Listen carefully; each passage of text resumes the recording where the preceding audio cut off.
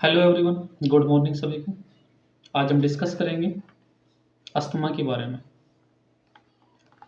Asthma actually देखें हम तो ये सीओपीडी का एक पार्ट हो सकता है, लेकिन जो बाकी सीओपीडी की जो डिजीज होती हैं उनमें एक कंडीशन डिफरेंशिएट करती है कि जो रिवर्सिबल और इरिवर्सिबल, मतलब जो ठीक होने की और ठीक नहीं होने की, है ना, रीअकरेंस और रीअकरेंस नहीं होना, दो कंडीशंस डिफरेंशिएट होती है। तो उनमें जो अस्थमा है, ये अस्थमा एक रिवर्सिबल ऑब्स्ट्रक्टिव एयरवे डिजीज है। इसका मतलब है कि हम अस्थमा को दोबारा से ठीक कर सकते हैं। ये जो एक प्रोसेस है, डिस्ट्रक्टिव जो प्रोसेस है, ये रिवर्सिबल प्रोसेस है, जिसमें ऑब्स्ट्रक्शन तो होता है एयरवे में, लेकिन रिवर्सिबली मैनर में, राइट। तो रिवर्सिबल ऑब्स्ट्रक्टिव एयरवे डिजीज, इसी को हम क्या बोलते हैं? अस्थमा बोलते हैं। अस्थमा में हमें एक ट्राइड देखने को मिलता है क्लिनिकली, हम सिनेरियो में देखें तो सबसे पहले जो हमें देखने को मिलेगा वो होगा डिस्निया। हमें देखने को मिल सकता है विचिंग और कफ। जो ट्राइड की बात हम कर रहे थे ना, तो उसमें क्या होगा? डिस्निया होगा, उसमें वेजिंग होगा और हैवीनेस या कफ होगा। ठीक है, ये चीज हमें देखने को मिलेगी। और क्यों होगी? क्योंकि hyper response of trachea and bronchi due to certain stimuli. कुछ स्टिमुलाई के कारण हमारा जो ट्रेकिया है और जो ब्रोंकाई है, वहां पे जो रेस्पॉन्स है वो हाइपर कंडीशन में देखने को मिलेगा। और क्या देखने को मिलेगा हमें? और हमें देखने को मिलेगा रेस्पिरेशन जो है वो अफेक्टेड होगा यहाँ पे। कब? जब पेशेंट रेस्पिरेशन देखो अफेक्टेड होगा तो पेशेंट डीकंपनसेशन में जाएगा, और जब डीकंपनसेशन में जाएगा तो हम क्या बोलेंगे कि रेस्पिरेटरी फेल्योर जैसा हमें कुछ देखने को मिलने वाला है। तो ब्रीथिंग सैचुरेशन यहाँ पे अफेक्ट होने वाला है किसी भी पेशेंट में, जिसमें जो अफेक्ट हो रहा है, जो अस्थमा है, वो हमें देखने को मिलता है। दूसरा हम देखेंगे कि यहाँ पे लाइफ थ्रेटनिंग कंडीशन भी हमें देखने को मिलती है, और एक्यूट फेज हमें देखने को मिल सकती है। तो जो एक्यूट है, इसमें क्या होगा कि सडन सीवियर जो चीजें हैं, ऑब्स्ट्रक्शन होगा एयरवे में, ब्रोंकोस्पाज्म होने वाला है, इससे रेस्पिरेशन अफेक्ट होगा, डिकम्पनसेशन होगा और रेस्पिरेटरी फेल्योर होगा, राइट। तो ये जो कंडीशन है रेस्पिरेटरी फेल्योर की, ये एक लाइफ थ्रेटनिंग कंडीशन हमें देखने को मिलती है।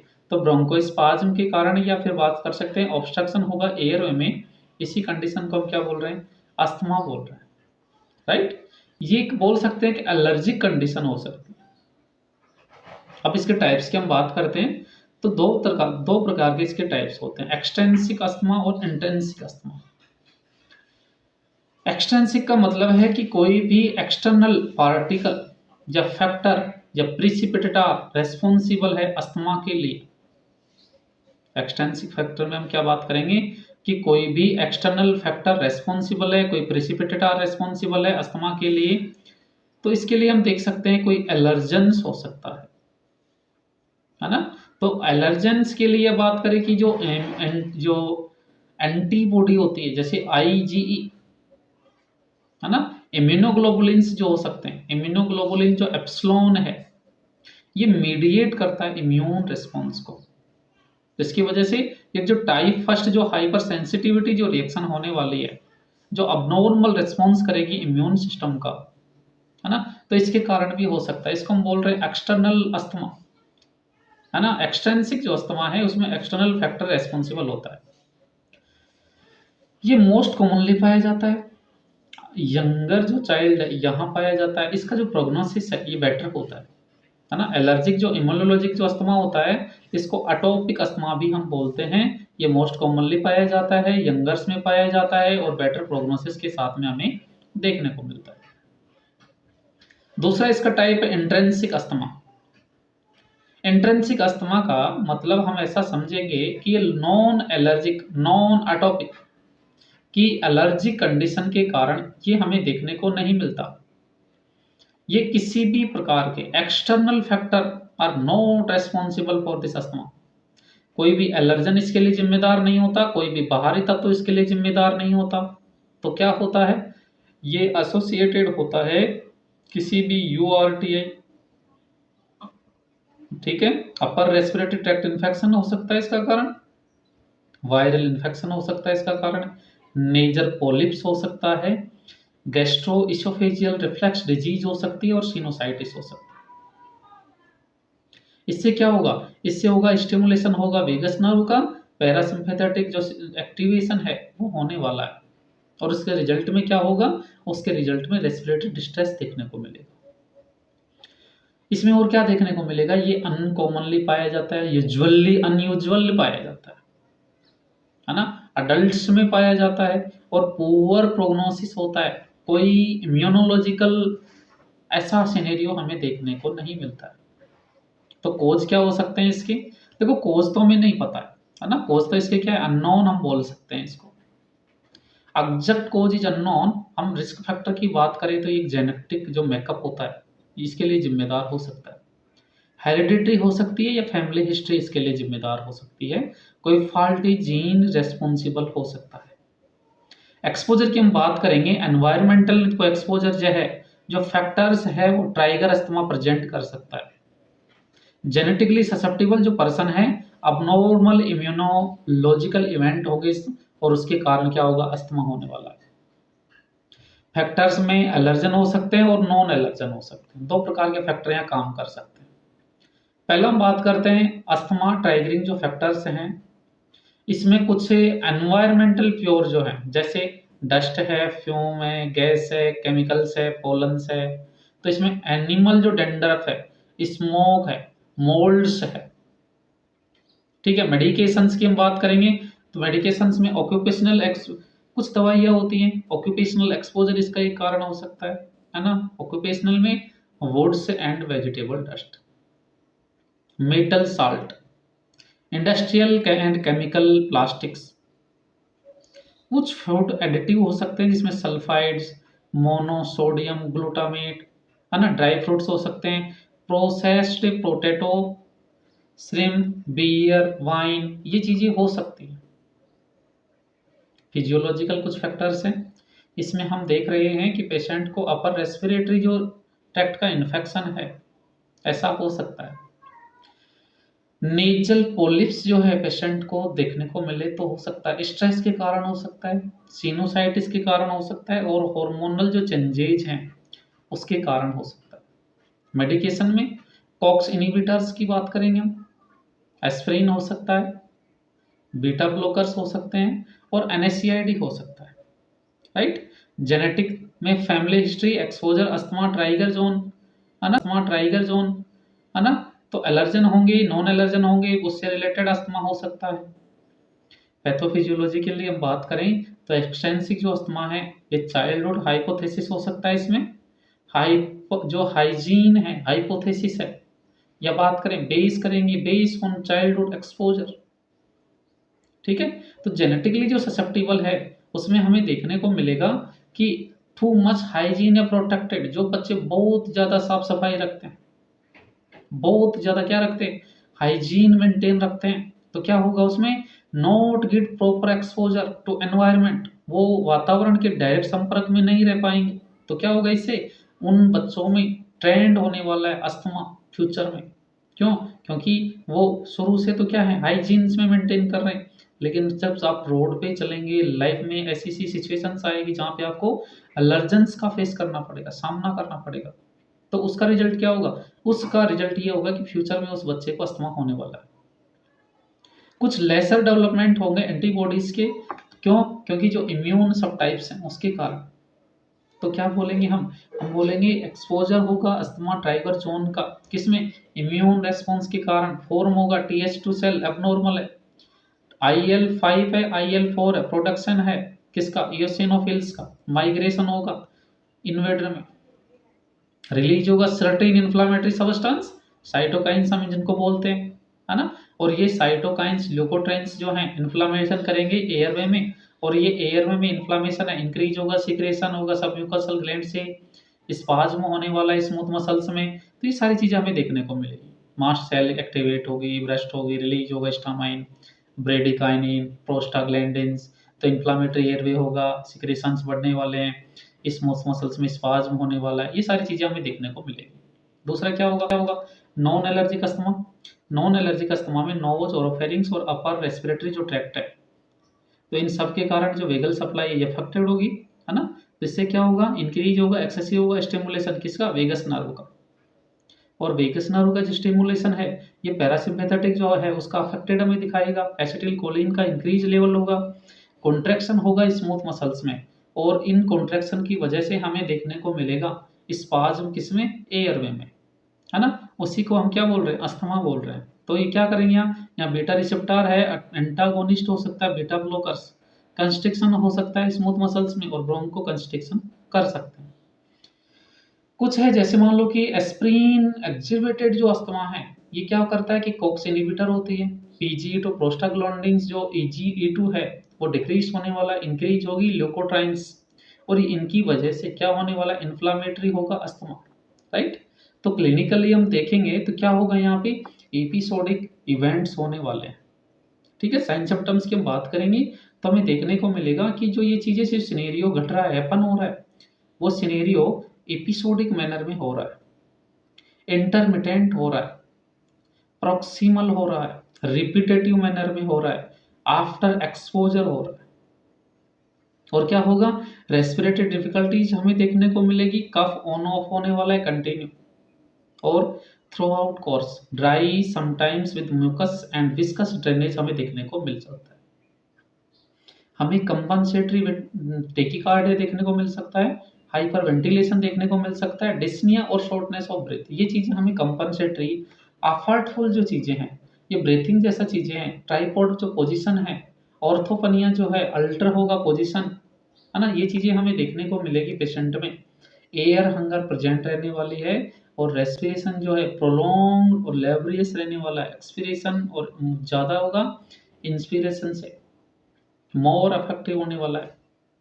तो क्या क्या प्रेजेंट रहेंगे, हमें क्रेकल्स हमें प्रेजेंट रहेगा, विजिंग साउंड हमें देखेंगे, प्रीडोमिनेंट जो नैरो एयरवे है इसकी वजह से, चेस्ट कंजेशन हो सकता है, हैवीनेस हो सकता है, और क्या होगा, और हमें कंपनसेटरी में टेकिकार्डिया, डायफोरेसिस, पाल्पिटेशंस और पर्सपिरेशन जो है वो चीजें हमें देखने को मिलेगी। अप्रेंशन हो सकता है, एजिटेशन हो सकता है ना, रेस्टलेसनेस होगा किसी पेशेंट को, एंजाइटी, फीलिंग ऑफ सफोकेशन और डूम जैसा देखने को मिलेगा, राइट।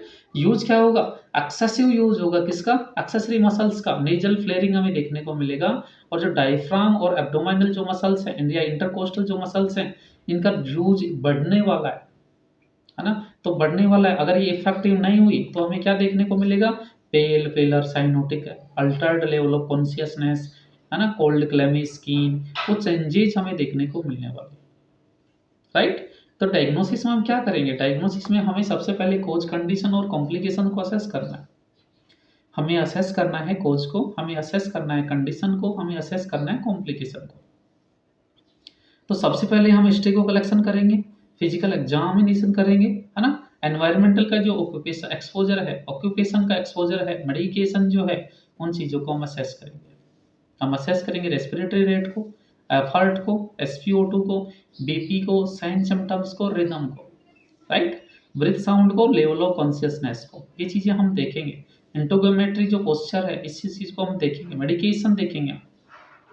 ब्रोंकियल जो रिवर्सिबिलिटी जो टेस्ट है, मतलब जो फ्रैक्शन जो एक्सपिरेटरी जो वॉल्यूम है, देखो फ्रिक्शन एक्सपिरेटरी वॉल्यूम हमें दिखाई नहीं देगा, फिर क्या करेंगे, जो साल्बुटामोल जो पफ है वो एडमिनिस्टर हमें करना है।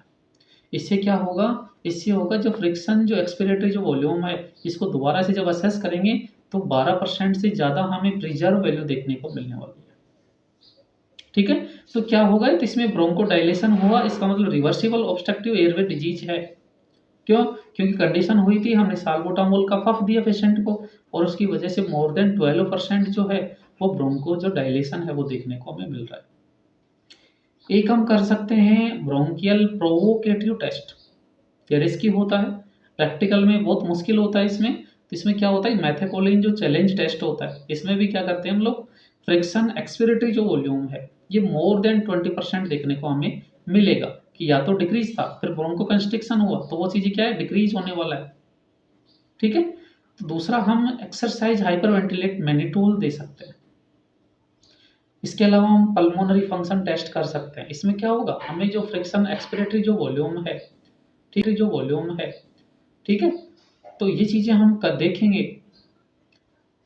इसके अलावा हम कर सकते हैं पीक फ्लोमीटर को असेस कर सकते हैं, सीबीसी कर सकते हैं, जिसमें इओसिनोफिल हमें देखने को मिलेगी इंक्रीज। क्यों? क्योंकि एलर्जिक कंडीशन में इओसिनोफिल क्या हो जाती है, इंक्रीज हो जाती है। स्पुटम का एनालिसिस हम करेंगे, एबीजी हम असेस करने वाले हैं। ये चीज़ें सारी चीज़ें हम देखने वाले हैं किसी भी पेशेंट में। मैनेजमेंट क्या करें, मैनेजमेंट में हम ब्रोंकोडायलेटर्स दे सकते हैं, बीटा एगोनिस्ट दे सकते हैं, ठीक है, एंटीकोलर्जिक जो है साबमा और लामा, इप्रावेंट, इप्राट्रोपियम, ट्रियोट्रोपियम डिक्रीज करेगी सिक्रेशंस को, है ना, ये चीज़ हम कर सकते हैं। स्टेरॉइड में क्या देंगे, डिक्रीज करेंगे इन्फ्लामेशन को, इम्यून सप्रेशन करेंगे, तो हाइड्रोकोर्टिसोन हम दे सकते हैं, डेक्सामेथासोन दे सकते हैं, बीक्लोमेथासोन हम दे सकते हैं पेशेंट को। एंटाहिस्टामाइन में सेट्राजिन दे सकते हैं, लिवोसिट्राजिन दे सकते हैं।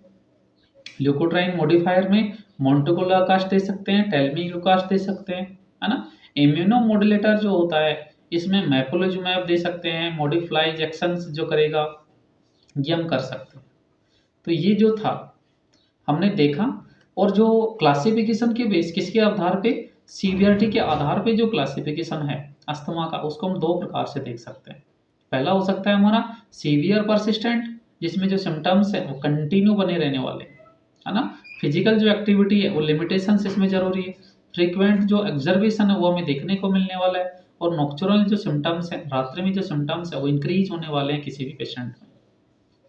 दूसरा मॉडरेट की हम बात करते हैं। मॉडरेट में हमें देखने को मिलेगा कि जो सिम्टम्स हैं वो डेली तो दिख रहे हैं, लेकिन जो यूज इनहेल करने के बाद में, जो देखो बीटा एगोनिस्ट जो है उनका इनहेल करने के बाद में हमें देखने को मिलेगा कि ये चीज़ नॉर्मली हो जाती है।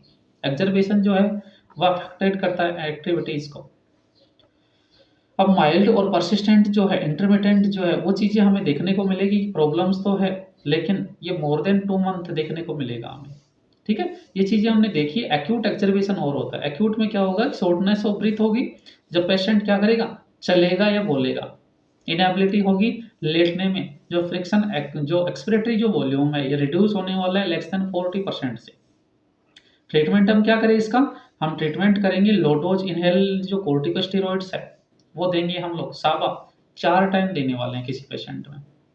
अब नर्सिंग कंसर्न की हम बात करते हैं। देखो नर्सिंग में हम क्या करेंगे, असेस करेंगे पेशेंट को, इवेंट को किस प्रकार से हुआ, हम देखेंगे टाइप्स की, कौन से टाइप का अस्थमा है पेशेंट को, सीवियरिटी में देखेंगे कि कितने लेवल तक बनी हुई है।